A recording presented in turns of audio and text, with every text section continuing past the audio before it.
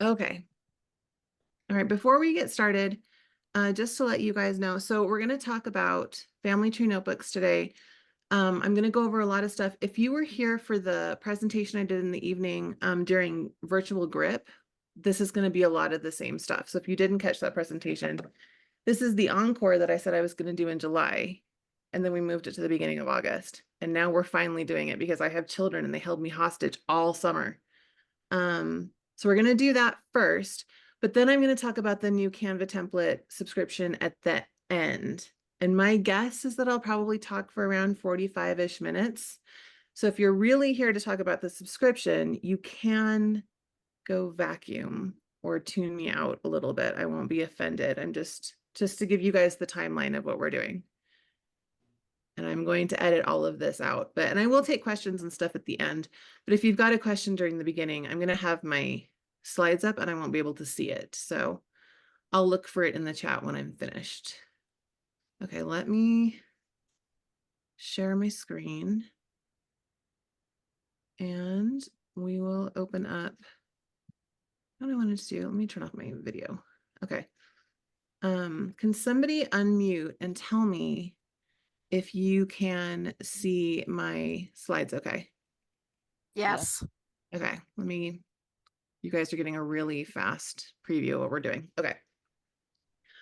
All right, well, thank you guys for joining me. It's nice to see so many of you this evening. So my name is Carly Lane Morgan, and I am the person who owns Family Tree Notebooks. And basically, if you're not that familiar with Family Tree Notebooks, I sell digital genealogy worksheets to make family history books one page at a time. And you don't have to make books, but that's what most people end up doing. Some people just use the pages for like loose notes, but they really work well in book form. And we're going to look at a lot of samples so you see what that looks like. As of, these are kind of old numbers now, but as of January of 2024, I had sold a little more than 2 million pages, which was really exciting. So I'm hoping to hit 3 million maybe by this next January. I don't exactly know where I am. I don't keep track. I just look about every January. But I do have this awesome, amazing, supportive community that has bought a ton of pages and they've done all sorts of things with them and they've taught me a lot. And so now the business is growing and changing. And I like to come in every now and then and just sort of get the new people up to date, but also talk about what you can be doing with the pages, even if you're a longtime user, and what you can look forward to.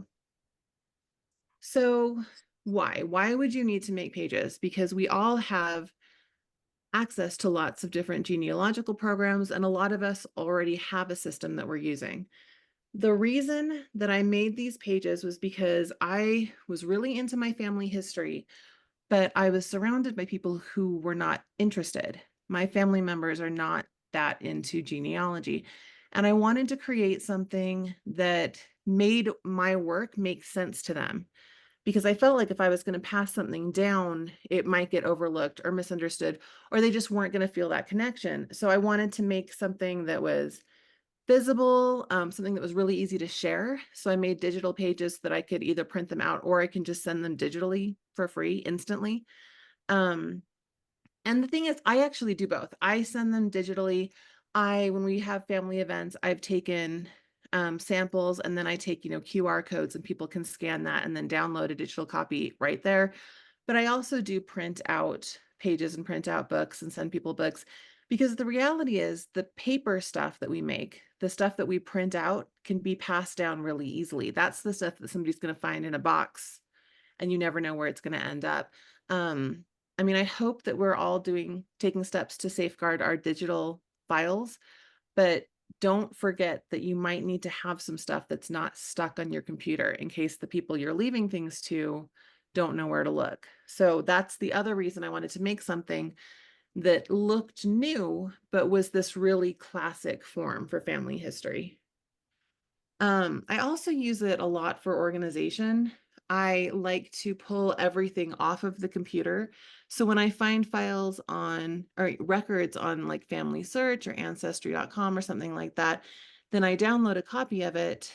And I also usually take that copy and I turn it into something that I can look at on a page. Here in this biological father page, you can see I've blown up pieces of the census to show that The biological mother and the biological father in this case are living just a few households apart and their ages at the time. And that's a way that I'm using the record, but in a very storytelling way.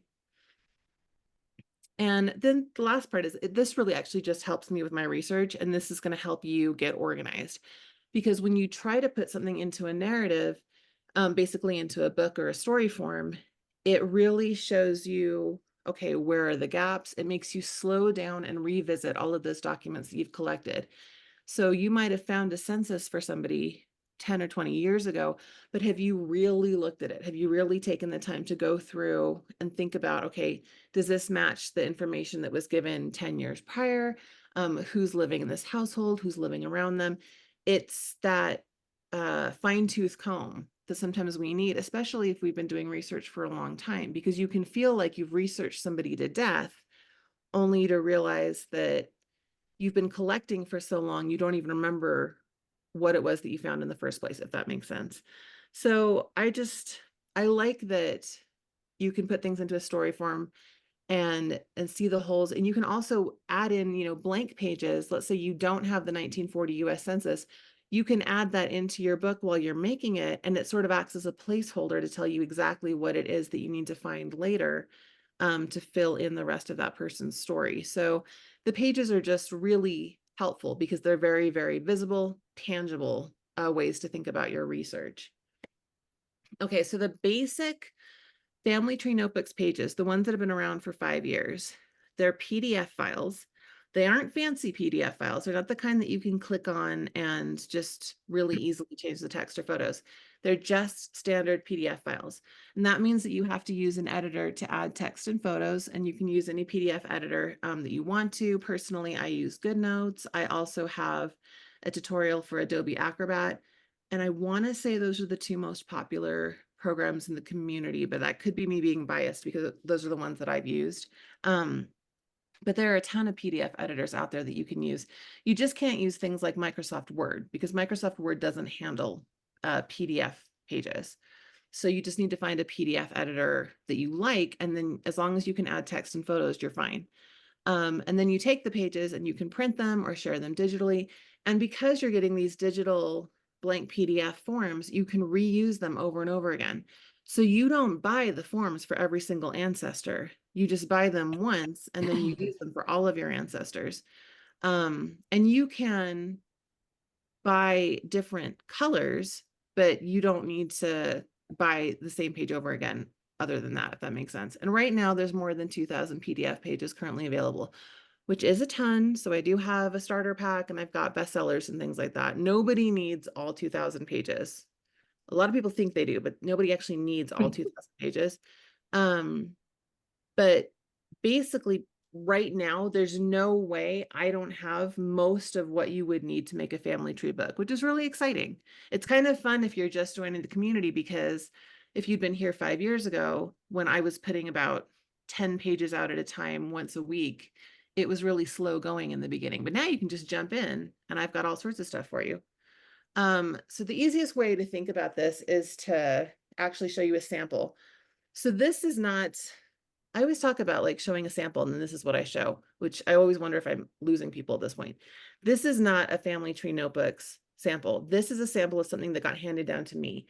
And I got this from my husband's family. I'm really appreciative to the person who put it together. I don't know who that is.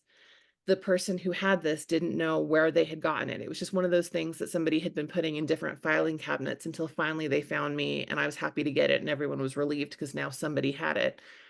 Basically, somebody wrote up a family history. No citations, no images, just facts. The problem with this is that it's not very engaging. I can't really fact check it. And everybody that I talked to, all the people that had owned it, my husband, his brother, everybody that had ever seen this thing, nobody had actually read it. Nobody had flipped and read past the title page because nobody was pulled into this family history document that's like 20 pages long. To be honest, I think even right now, I'm the only person in the entire family who's actually read this. So if you compare that, we're going to look at a sample, a little like mini family tree book. You can see that this style of family tree book pulls you in a lot faster and is a lot more self-explanatory, especially if you can recognize that main person, the root person.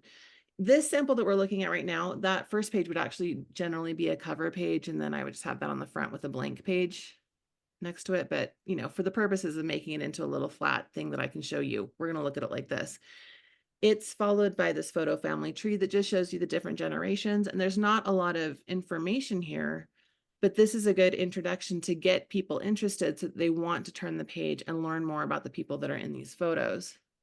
From here, we're going to jump into the index. The family tree notebook system uses an index that is it's pre-printed as far as the relationships go, and it covers the biological direct ancestors up through the fourth great grandparents. I mean, I say biological. Obviously, if you have an adoptive line, you can choose to just follow. What I mean when I say that is that you're just looking at the mother and father in these generations. You're not looking at siblings. People add siblings and cousins into their family tree notebooks all the time, but they don't do it directly in the index normally, if that makes sense. And even though you might think, well, I don't want to do that because I want to tell the stories of those people, this is just a way to make things easier to find. It doesn't mean that you can only talk about these people, but we're just going to look at one of these ancestors in the sample. So this index is going to keep going. You can see it goes all the way up to the fourth great grandparents. And then there's empty spaces if you wanted to add in your own people. And then we're going to jump into an ancestor chapter. This is the maternal grandmother, and she has an index number down in the corner. It's index number 4, and that came from this index right here. You can see maternal grandmother. There's a note underneath that says she's the parent of number 2. That means she's the parent of person number 2, who is the mother. And you've got her information. And when we go and look at her pages, all of her pages have that index number written down in the corner. So we're starting here with an ancestor profile page, and this is just a nice page to have a lot of information all at once. I've got a couple of photos of her, some basic information, and then down there in the notes, you'll see, you don't have to do this. That does not come with the page. It's something that I put on there. That's a QR code that links to her profile on Family Search, just in case anybody wanted to get there. If you've never generated a QR code before, it's really easy to do. If you search for Adobe QR code generator, it's free, and it'll just ask you what web page do you want to point to. You paste it in, and then it'll give you a little image, and people can hover their phones over it, and it'll take them to that page. So it's a handy little way to link information, even if you're printing something out on paper and not sharing it digitally. Okay, from her ancestor profile, we're going to go into a timeline of her life. This timeline page is fairly blank. I choose to have it be 1 line per year most of the time. So I've got every year that she's alive, and then the event that happened that year. And after the timeline, we've got a little spread here of her birth parents. This is somebody who was adopted. So I've got her birth parents, and then a photo family tree showing some information. Again, just a really nice way to include photos with the information that you've collected. And then we've got some correspondence. I have different correspondence pages. I have letters and let's see, I've got a letter page, I've got postcard pages, and you can choose whether or not you want to actually do a transcription on the pages. In this case, this was easy enough to read that I didn't bother, but I think, yeah, so, and then I have a letter that needed to be transcribed. So you can have different pages that sort of fit the style that you're going for when you're putting your story together. Here we jump to a sibling profile, which looks similar to the ancestor profile. It's just a way to collect a lot of information. And then we've got a sibling family tree. And this photo page shows you that she had 2 children, and she had them with 2 different husbands. And that's why it's split that way. Again, it's a really fast way to get information visually for somebody who's not used to family history. And then we have her son was unfortunately killed in an accident. So I've included a photo and clippings and a letter all sort of collaged onto this page. More information about the sibling. Like I said, this is how you include sibling information inside of the book, even though the sibling doesn't have her own index number. And then we go to the adoptive parents and there's information about them.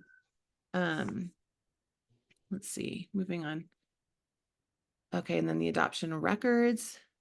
And we've got an adoption records page that has lots of information that you can fill in. And then we have this page over here, which would actually be blank. And then I've pulled in an image of the scanned document, just two different styles of pages there. And then we have census pages. I actually have a few different versions of census pages, but this is the one that I started with, which was this worksheet style page and then a blank page to pull in the image. So a lot of my census samples look like this because that's what my actual books that I've made for my family generally look like. So we've got the 1930 census, which looks similar. And then in between the 1930 and 1940, they got married. So we've got some marriage records and then some images from their wedding book, some clippings, and then the 1940 census and worksheet. And then we moved to, there were other things that happened between her getting married and her dying, but in this sample, we're just going to go right into the death records and then her obituary because I don't share information about living people generally when I'm showing you guys samples.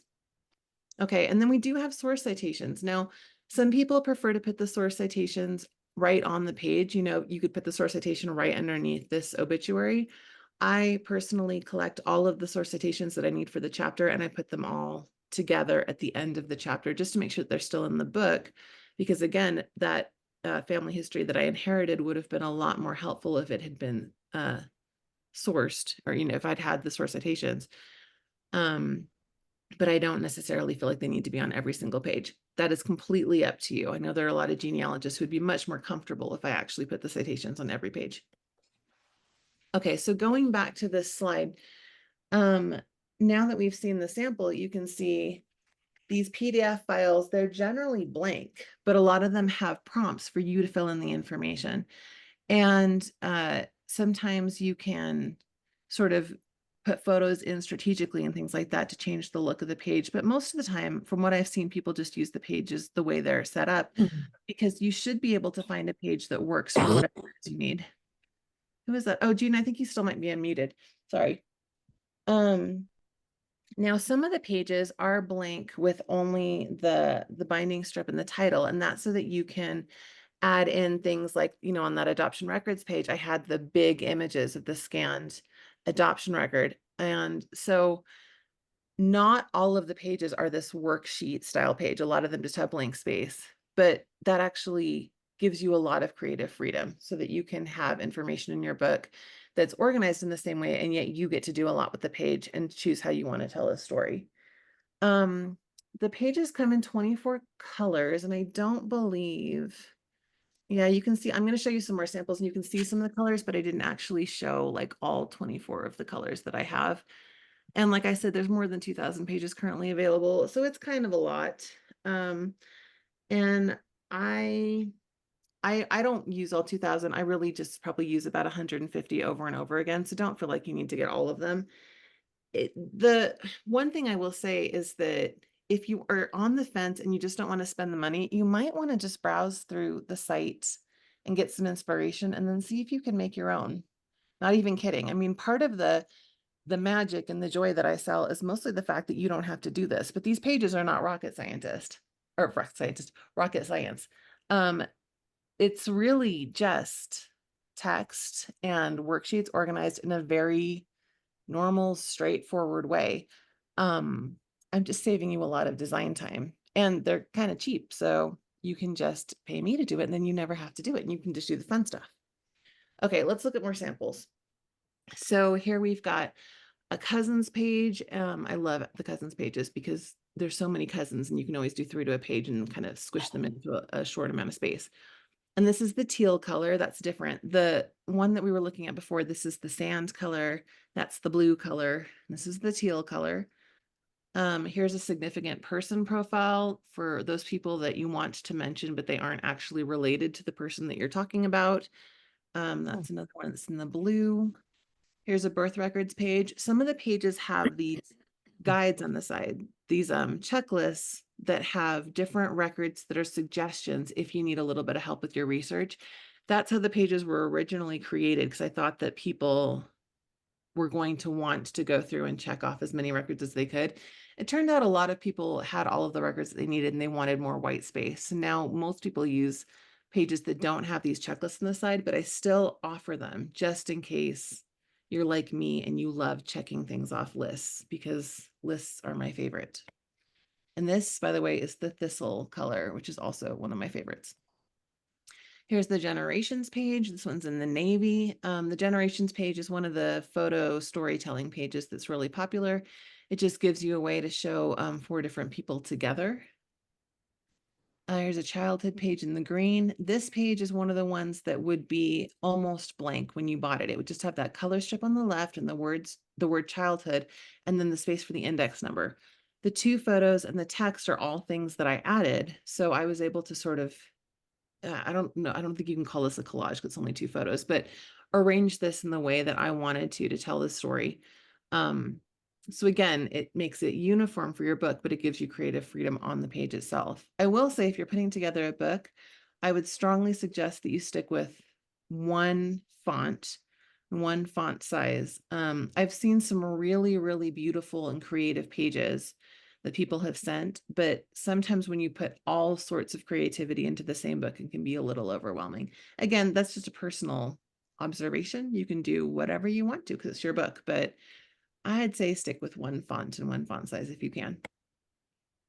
Stillbirth. This is the stillbirth page in original gray. I do have pages for things that are difficult to talk about and difficult to record. You, of course, have the option to use or not use these pages, but I have stillbirth pages, I have abuse pages, I have divorce pages, all sorts of things like that. And sometimes having something that is strangely, I don't know, formal and tidy to talk about something that is very sad and emotional can actually make it easier to tell the story. Or at least that's what I found. Here's the military records page in sand. It's got another one of those checklists. And then a World War I page in olive green. Olive green used to be my best-selling color. Now low ink is my best-selling color. Low ink just means that there's no color strip on the side, so it saves you the ink in your printer if you're printing at home. And the text on low ink pages is black. And then, like I mentioned, I have divorce pages. I've got a blank one, and then I have this one that has these fields that you can fill out. And this is the divorce page in original gray. And a marriage records page in sand. This is a marriage records page for Italy. I don't have a ton of pages for other countries, but they are out there. I've got like the Canadian census and some UK census pages, and I've got some from Italy because I used to answer every single page request with a page. And then it turned out that a lot of those requests, the only person who ever was going to need that page was the person who had requested it. So you don't see a ton of foreign language pages, but if you happen to be Italian, you're in luck because I created the Italian pages when I was young and full of energy. Okay, this is the heirloom page in gray. I love the heirloom pages because a lot of us have things around that we don't know how to display or that we might not even want to keep. And the heirloom page kind of quietly gives you permission to photograph and document that heirloom and then pass it along to the thrift store or to some other unsuspecting relative. And then here's the residences page in teal. It's another fun one. I like to see all the different places that my family has lived. If I don't have photos of the house, I will use screenshots from the little like Google Maps tours you can do where you pretend your little virtual person is walking down the street and you can look at the house as it is now. Or sometimes I'll just include a picture of the map, like, you know, the overhead map showing the location of where the house was. Here, I think this is orange, is that color. Here's a memberships page. This is another one that would be mostly blank. And I used it to gather a lot of membership cards that I found in the wallet of somebody who passed away. And the same color, this is a social records page. And here I could have transcribed all of the names that were on the back of this photo, but instead I just needed to talk about where the photo came from because it was more to show that he was a member of this group, not necessarily to remember the names of everybody that was there.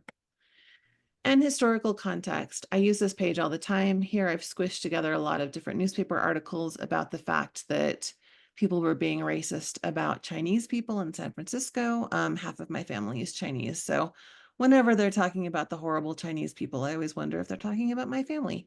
You can do a lot with historical context pages. You can add in maps showing boundary changes. You can add in propaganda or articles or historical photos. I just think that that adds a lot to your book. Sometimes when you add a little historical context, it can really change the story of whatever record you're looking at, you know. Maybe something that your ancestor did doesn't seem so terrible, or maybe it seems even worse if you put it in historical context. It really depends on what you're doing. Medical condition. This is one of the pages. I don't have a lot of these, but I have some of these pages that are kind of like little information grids. And here I've just checked the ancestor, and then if I have any information about medical conditions that they suffered from. This is sort of less genealogy and more just information that my family could use. You know, if this, you know, something happens to be something that a lot of the people in my family have come down with, maybe we would want to know that. I do have a page similar to this that where you can mark the ancestor's name and then which what military service that ancestor has seen.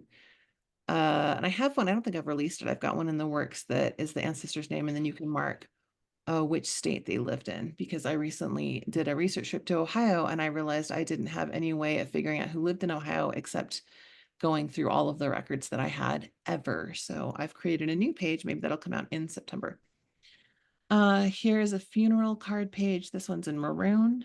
Funeral cards are these unusual things that were really only popular for a short amount of time, but if you happen to have one in your family, then you passed it down. People might not realize that the photo that they're looking at is not just a regular photo, it's actually a photo showing somebody who is being memorialized. And so putting on a page that identifies it as a funeral card, again, just gives the person who's not into family history the whole story in a really fast way. Here's a family recipe, sort of self-explanatory. I also have a page for family recipes that's more blank that gives you a space to put in images, because people are much more likely to bake something if you bake it first and you make it look delicious. A family story page. I use this one very often. I even write down the stories that I am 90% sure are absolutely false, because sometimes those are the most entertaining. And if nothing else, I'm recording that that particular ancestor liked to tell tall tales. So, and the family story page does have a space where you can say whether or not the story is confirmed. And then a social media page. I have a whole different lecture on how important it is to be saving your social media, and you can find that. It's actually up on YouTube. So if you're curious, you can go and find me ranting about that. But when I want you to save your social media, this is the kind of page that I want you to save it on. Here's another social media page showing a bunch of Facebook posts from my grandfather after he passed away, or right before he passed away. And they're very simple, but they're things I wouldn't want to lose. Just a little nudge. Don't forget about Facebook. Here's a photo study by age. I have some of these pages where you collect a lot of photos at once. This is showing somebody getting older through their lifetime, in addition to just being sort of a fun page to build. Sometimes this is actually really helpful if somebody looked very different when they were younger versus when they were older, because it helps you to recognize them in photos when you're looking. I have a crime page. Again, not all of my pages are necessarily, I'm going to say savory. I don't know if that's the word I was looking for, but they're not necessarily what you'd immediately think of when you think of putting together a family tree book. But I will tell you that the crime pages I have in my family history books are definitely among the most popular when I'm sharing them with my relatives, because people always want to find out which of their ancestors ended up in prison. And then here's just another fun one. I have a quite a few of these actually that are really just to like human interest type things. This is a then and now. The top photo is me when I first moved into a house we lived in Utah. And then we were able to go back to that house when they were having a garage sale. And I took a picture of my child in the same pose. Not highly genealogically important, and yet it was fun to share, and, you know, an easy page to throw in our book. Oh, they just keep going. Here's a teal photo memory page where you can put a photo and then add in some notes. Here's a museum page. I have family information inside a museum. This is another page that is mostly blank, and I just added the photos and text as I wanted to. And then female ancestors. This page is almost completely devoid of information. This is really just an eye candy page, but it's another fun one if you happen to have this many photos of your female ancestors. This is also a page where you can build it and find out whose photo you don't have if you don't know that immediately. And I have pages to hold information about DNA tests, which I think is really helpful because we get these DNA tests and then I think we don't always share them with each other and we don't always print them out and keep them in this tangible form that can be passed down. So I have all of my DNA information printed in things that, make sense to my kids should anything happen to me. And a sample DNA matches page. Okay, here we go. I was going to say the samples were going on forever and ever. Apparently, I was just really excited to show you what I wanted to show you. So those were the PDFs that I started with, family tree notebooks. I recently have made templates that you can use on canva.com. The outcome is basically the same, but the pages are different in that they look a little bit different, and you can't take the PDFs that I just showed you and use canva.com. You have to use like a Canva specific template. So I've sort of had to create the same thing, but in a whole new way.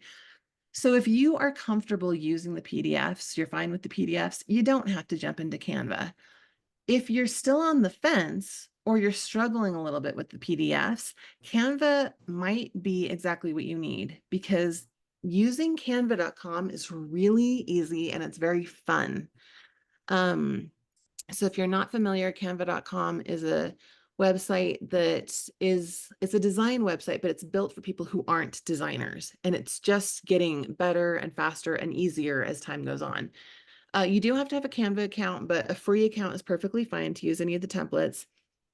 And you can either use a single page template, which just lets you make one page, or I do have some full book templates with the index and everything up to the fourth great grandparents. So you can open up that template, and then all you have to do is drag in photos and click around and just change the text. You don't need to have a separate program. You don't need to any of that.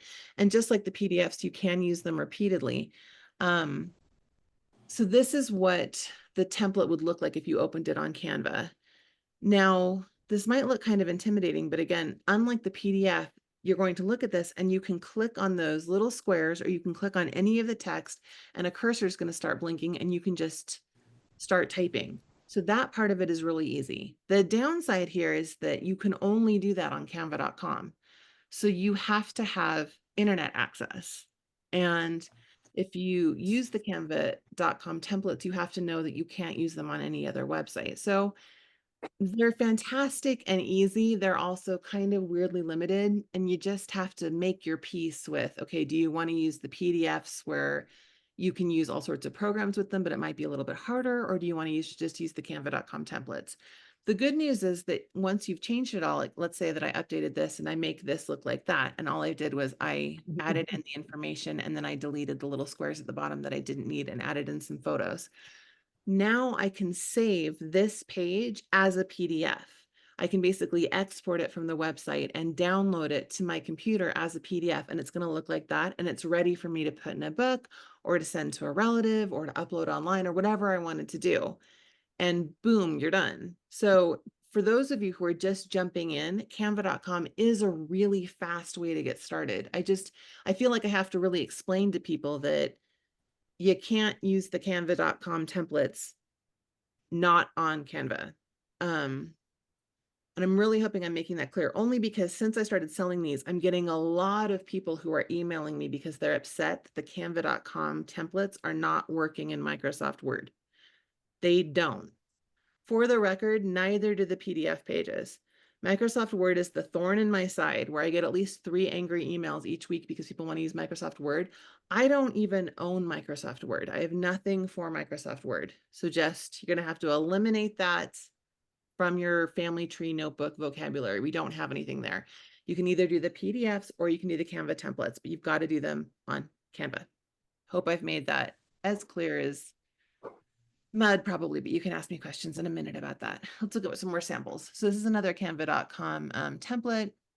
This one's for education records. It's got all these little fields. And then once I changed it, I just uploaded, I didn't upload an image of the schools. I uploaded different, there's a report card. Here's something from senior prom. I put in the information. And then at the bottom, I've left the remaining field just open. That can be a prompt to tell me that there's another school that I need to go and look at. If I knew that there were no other schools, it would be easy on Canva for me to just delete that little image in those fields. And I could add in a larger image, or I could add in a little decoration, or I could make the other images and the text bigger. I mean, Canva makes it very, very easy to change the page and make it look the way you want it to. Okay, here's a fun one. This is the family line page. This is what the template looks like when you open it up. And then this is what it looked like after I added some information. And this is really just me dragging in the photos and then filling out the information. And on this one, I went ahead and changed the color. So you can see the template just comes in gray, but it's very easy on Canva to change the color to whatever you want. I even added this little flower butterfly thing that Canva has. Canva has lots of little decorations and stuff you can add. I don't know that I would do this for real. This is something that I did for this slideshow. But it's just kind of, if you had decorative elements that you wanted to include or extra photos or something like that, you could. Canva makes that super easy. Okay, the thing that a lot of you have showed up to hear about. Oh, I'm ahead of time. I'm only 36 minutes in. Good. Okay, I am starting a Canva template subscription. This is happening because when I came out with the Canva templates a couple of months ago, I really thought maybe 10 or 20 people would use those occasionally, just if they really didn't want to use the PDFs. And instead, they became really, really, really popular, and people really started to like them and use them. But they wanted all of the pages I had made for Family Tree Notebooks to be available as Canva templates, and I just hadn't made that many. So the good news is that I have made, or I am in the process, I'm almost done, of making every single page that I've made for Family Tree Notebooks, I have now made as a Canva template. Like I've said, that is a whole lot of pages. I mean, the good news for me is that I didn't have to make them in each color the way that I did for the PDFs, because it's easy for you to change the color, and you don't have to buy them in multiple colors because you buy it once and you can change it to whatever you want on Canva. The one catch is that in order to get access to those, to the ones that are not being sold currently as packs on Family Tree Notebooks, because there are some, if you haven't bought any, there are some right now on Family Tree Notebooks, but there's not a ton. If you want access to them all, it's going to be a subscription website separate from Family Tree Notebooks.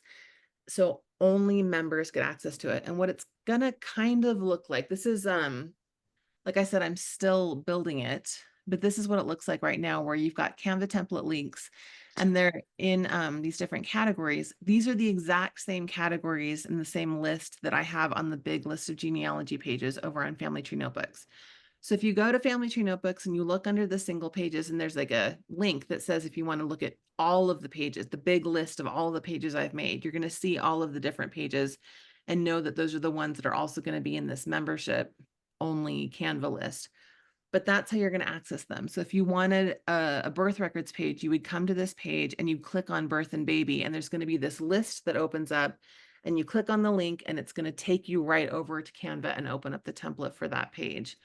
The other thing that the part of the reason that I put it into this like other membership site, which for those of you who have taken my Family Tree Notebooks masterclass, which isn't a ton of you because that it's kind of an exclusive class, but that's hosted in the same website, and that's why it looks like a course. It's not actually a course, it's just a whole list of links. But the course part means that I can also include videos, because Canva, it's new for a lot of people, and I wanted to have a lot of videos showing you what to do, but I didn't necessarily want to put them all in Family Tree Notebooks, because the heart of Family Tree Notebooks is the PDF pages, not the Canva templates. So I'm kind of keeping everything separate, but that is the deal. So if you join the subscription thing, then you get links to all of those family history templates that you can use over and over again. Then you also get the tutorial videos and some inspiration videos, and I'm adding more, where I'm just showing you like different books and flip throughs, and basically just getting you hyped up about building stuff on Canva. And then we're also going to have live Q&A group calls. It's going to be over Zoom, and it's just going to be for people who have questions. We're going to be problem solving together, but then just giving people a chance to ask me questions, because Canva is sort of new territory. So that is the deal with the member. Oh, where are the neighbors outside? I'm going to answer the door. That is the deal with the subscription. I'm going to stop sharing. I'm going to start my screen again and I'm going to look and see. Oh, nobody has questions. Okay. Everybody's just saying hi. Lots of highs. All right. But seriously, what questions do you have? Is that hand up for real? Let Tansy. Let No. Okay. It was a decorative raised hand. Okay. You have a question. What is your question? Do you want to unmute or do you want to type it in? I'll just unmute. First Okay. of all, I want to thank you, Carly. I'm new to your family tree notebooks. I've been using Canva for a couple of years now, so I can do Canva. Yeah. I don't want to do what you do. Hmm. So, I mean, it's great even for those of us who, um, who can manage it. And yeah, um, just thanks for putting all this together. I can't wait to jump on that subscription. That's exciting. Yeah, my question is, I bought one of the starter packs, Yes. and then I think I got a census template or something like that. Hmm. It does help. Helps me slow down to analyze. Hmm. My question is, what else will be, or how do I find out what else will be in the larger Canvas subscription? It sounds like I need to go to that list you're talking about. Yeah, and I'm going to put that list in the chat right now because that will be easier for everybody to be able to see. So this is a list that's on Family Tree Notebooks. And right now this list links to all the PDF pages, but I'm honestly it's kind of like a Okay. copy paste where I'm just recreating it. The nice thing about the canva.com templates compared to these PDFs is that for a lot of them, if those of you who have used the pages before, you might know that I have had like adoption records with the little forms, and then I've got adoption records blank, and that's the one that doesn't have the text. And sometimes they've been sold together, and sometimes they've been sold separately, depending on when I made them. Because I'm going back through them, all of the Canva ones, it's basically in just the same template. So it's really easy to decide, do you want the blank one? Do you want the one with the words on it? Um, Mhm. so there's actually, in a weird way, there's going to be more in the Canva templates than there is right now in the PDFs. The PDF, one of the struggles that I have is that some of the pages, even just 5 years old, are weirdly outdated because I created them and then it turned out I needed to tweak them or I needed to sort of take them back and release them. And the Canva ones are going to Mhm. be a lot easier to update. So you feel like that the subscription bundle, if you will have way more than the ones I've already have. I think I got Yeah. book one. Yes. I Okay. got So yes. Yeah. And I should have said, so if you got so Canva templates were either the single pages or there were the books that were the index and then you filled in the books. Yes. Didn't Yes. include the books in the subscription. So anybody who wants to get the books and is thinking, oh, I'll just save money by getting the subscription, I didn't put the books in the subscription. I only put just the single pages by themselves because the books Okay. are their own thing. So if you already have that, you're good. Okay. But yeah, Good. there's Good. going to be a whole lot of new single pages that you might want to stick into that book that you bought. Perfect. And I But saw several. I loved your demo. I could have kept on watching that. okay, So yeah. Sample after sample. I know we just could have been here all night. Let's see. thank you. Oh, you're welcome. Okay, I've used the pages. Oh, you're welcome, Diane. Okay, I got another question. I won't name it direct message. Can you buy some pages and copy them, or do you need separate ones for each family? No, you can, yes, you can totally buy some pages and copy them. You don't need to buy the Canva templates, especially twice ever. Once you have them, you have them. If you ever bought the PDFs and you accidentally saved over the original file or something like that, then you just contact me and I just send you that set again. You don't buy them again. And sometimes I stumble on the people who just keep buying them because they really like them. And then it turns into this thing where you're buying it every month. I'm refunding you every month. It's just easier if you just only buy them once and we just leave it at that. The only reason you'd ever buy the same page twice from me would be if you wanted the PDF in a different color. But with the Canva ones, we don't do that because you guys change the color to whatever you want.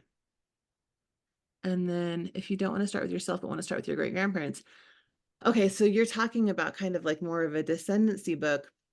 People have used my pages for that, for where they start with a higher up ancestor and then they come down.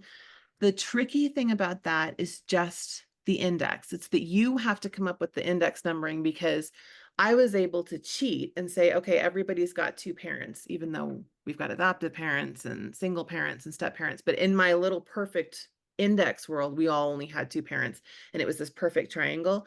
When you go the other direction, one person has no kids, one person has 10 kids, and it just gets crazy. So once you figure out the index, the rest of the book is fine. It works exactly the same way, where you're just putting in pages and using that index number. It's just that you have to go through and number everybody. And I'm not going to do that. You have to do that. So I do have a blank index page for the Brave. Okay, question, the book. How do you number in the index when grandmother had 3 husbands and kids are different dads?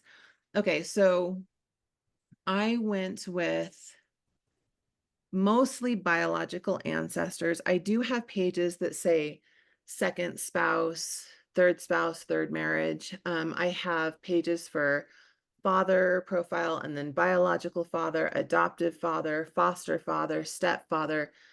It really is just sort of a cut and paste, figure out the story, because I have yet to ever meet a family tree where everybody actually only had the perfect 2 parents and we all went up in a nice triangle. Um, so it's really like you just fit the pages in and figure out how to tell the story. And in the ones where I've got like a biological father and an adoptive father, and they were both involved in the family, I have just used the blank index page to add in like a little supplement. And I've gone ahead and just included everybody. And then those books get kind of big, but yeah. If I started with PDF, could I continue with Canva? Yes, no. No, yes. Let's do no, yes. No, yes. You can't take the PDF pages and use them in Canva. I wish you could, because that would have saved me a whole lot of time.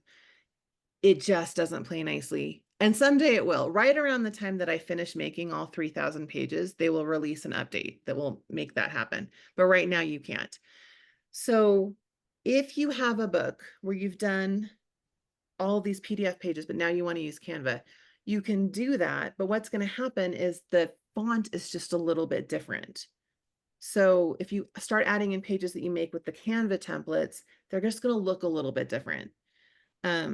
But I'm not going to tell you, if you've done all this work, especially if you've been with me for like 5 years and you've got all these books, I'm not going to tell you to like light them on fire and start over. It's just, you have to decide aesthetically, can you handle the different fonts, or do you have to start a fresh book with the Canva templates, or just ignore them and use the PDFs and pretend the Canva templates don't exist, because that's totally fine. Can I show an example? No, I don't. I can't, because I don't have one ready and I've got living people just crawling all over my book. So I hate to just open them up when I'm live, because I've messed that up before. I'm sorry. If you were curious and you just can't visualize, you can always send me an email and I can edit something and then send it back to you. Do you lose the Canva templates if you cancel your membership? Okay, this is a good question and I should have covered this better. Do you lose the Canva templates if you cancel your membership? The subscription system is a little confusing to me. Yes, it's a little confusing to me too, and I'm running it. The reason that it's a subscription right now is because it's a lot of templates and I'm going to keep adding to it, and I couldn't figure out how to price it. The other ones, if you get access to all of the pages, are currently $300, which is both too expensive kind of in a way, because it's a lot of money to put out for genealogy pages that are digital. And it's also too cheap, because if you go through and you figure out how many pages that is, like how many cents per page, I'm not making even a penny per page. So it's this bad combo. And now I'm doing Canva templates, so I'm doing that again. So right now the subscription system is $159 for 6 months, because a lot of people go through these like bursts of family history energy where they get really into it and they make a book and then they walk away from it. So you don't need to pay me forever. So that's why I did 6 month chunks, 6 month chunks. After 6 months, you don't have access to the list. You'll try to go log in and it'll tell you if you want to come in and look at the lists and the videos, you need to re-up, you need to pay again. Now, if you were enterprising, could you get a subscription and copy the links and put that on your computer somewhere? and save that list. Yes, I wouldn't even know that you did that. You could just do that. I couldn't even tell you that that's a bad thing to do. That's what I would do. You won't get, when I add new stuff and I add new videos, you won't see that until you came back and resubscribed. But that lets me give this subscription to you for 160 instead of $300. So it saves you money, but then it also lets me believe that I am pricing things correctly. So I hope that that made sense. So yes, after 6 months, you can't come in anymore, but everything you've taken out of the group is totally on your computer. That's up to you. That makes sense. Okay. With the new subscription program, when we only have access to pages for 6 months, or once we download what we need, is it ours to edit now? So here's the thing. When you take the link, the template link on Canva, in this little scenario, you're already signed into canva.com because I told you need to have a membership. Free membership is fine. I don't make any pages where you have to pay for anything, so it's just free. When you open up that template, it's going to open it up in your Canva account. That page that is now opened up is going to stay in your Canva account. So when you make a page, it's just going to be there. It auto saves. And you can put the pages into folders, or if you don't, they're just going to all collect there and eventually you'll have to dig through them. But yes, if you stopped your subscription, you could also always go back to these old pages you made and you could copy them and then use it that way. You could change them and use it that way. All of the work that you've done, everything you've opened, you keep. What you don't have access to is the list of links to be able to click on it and open a fresh new template and start a new page easily. But everything that's in your canva.com account after you've clicked on my little link is none of my business. It is my business if you then turn around and resell the link, which people do that to me all the time. And I don't think you all are lovely people, and I'm sure nobody in this Zoom group would do that. But just as a little reminder, I am a lawyer and I will find you. But no, once you've added your own stuff and you're sharing with your family, you can do whatever you want. Just don't resell them because that's rude. After saving in Canva, how do I print? There's a print button. I don't really trust it. I like to download to my computer and then print. I don't have any evidence for that though. I just have trust issues with like printing programs, but there is a print button. I do use the PDF pages in Canva. I've changed to a consistent font. Then that is great that that works for you. They do nothing but battle me. They battle me so hard. I started a whole new business. Hopefully somebody already asked, how do I find your pages on Canva? So you can't find them by searching Canva. For those of you who aren't that familiar with Canva, you can go on right now and search something like barbecue invitation, and all sorts of templates that people have uploaded come up and you can just use them. You have to be somebody who is like a designer for Canva.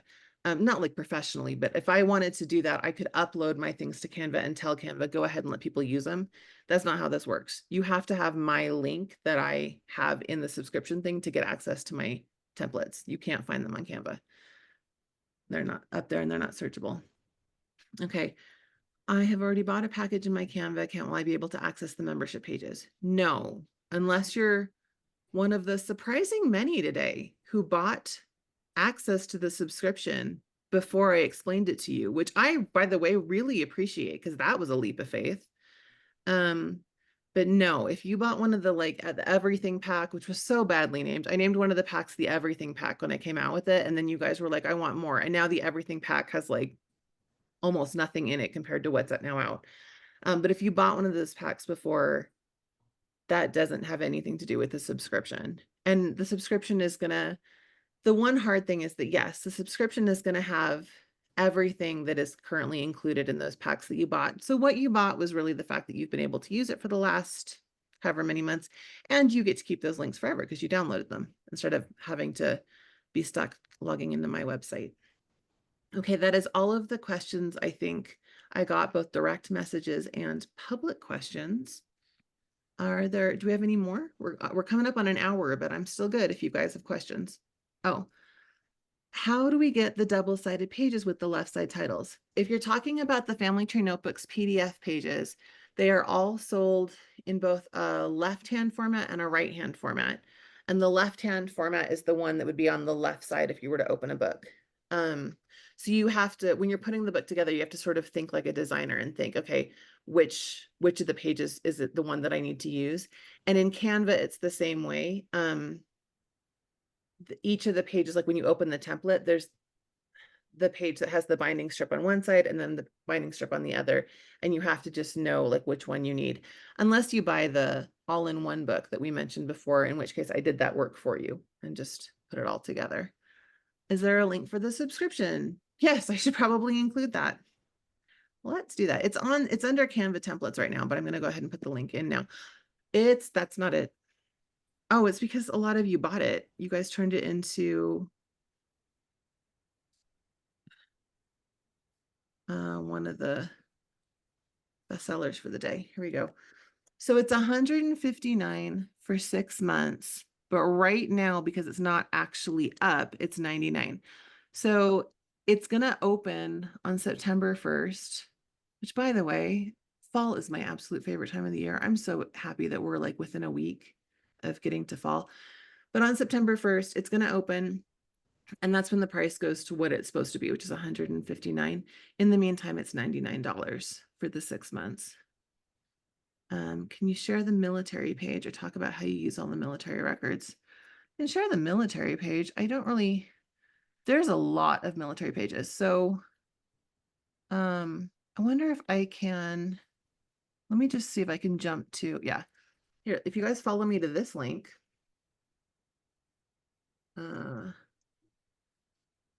that's gonna open, oh, I lost it now. Oh, see, that's the part of the big list of military pages, and it's going to show you, or big list of pages, and it's going to show you all of the military pages that I have. There are quite a few. And I actually have more coming out all the time. I just got requests for things like the different academies, the different schools, the Naval Academy and stuff like that. So that's coming out soon. And if you click on each of those, you can see some samples of how they were used. This person's asking, is there a discount for the original family notebook pages? There is no discount running at the moment on those. No, there's no sales happening right now. The next big sale, I don't do a ton of sales. The next big sale is Black Friday, which is kind of a long ways away. So sorry, because that's sort of disappointing. But if you like sales and you are incredibly patient, Black Friday is usually a good one. What PDF program do the Windows users use? I would say Adobe, but I don't know because I'm on a Mac. If anybody is a Windows user, you could jump into the chat because Lisa wants to know. Hi, Lisa. I didn't see you were in here. Does the membership have the actual pages? No, but if you want all of the actual pages, we've got this other thing going on. This is what I was talking about where I said I priced it where it's both too expensive for you and kind of a ripoff for me. And it's called, like, they're called it color folders. And what happens is you pick a color and you get all of the pages ever in that color. So you get all of the pages that I've ever made, plus all of the pages as they come out brand new every month. So like I just released pages this morning and those pages are already in that folder. But you got to pick the color. When you get a link for Canva, how do you get the templates up to Canva? As long as you are logged into Canva, when you click on the link, this page is going to pop up and it's going to say, do you want to build a new page using this template from Carly? And then you click, yes, I do. And it's going to just open right up. It's very easy. If we get the 99 now for Canva, when it renews, will it stay at 99 or go up to 159? I don't know. It will stay at 99 if you remind me because I said so. Nobody has renewed yet because I just started this. But yeah, I think that's fair, right? If you pay 99 in the first place, then you should just keep paying 99. So I will try to make that happen. And if for some reason it tells you no, now you need to pay 159, then just remind me and I'll give you your $60 back. Savannah uses DocHub for PDF editing on Windows. So Lisa, there's an idea. Other notes or questions? Not notes. You can send me notes, but are we good? Are you guys so tired? That was a lot of information.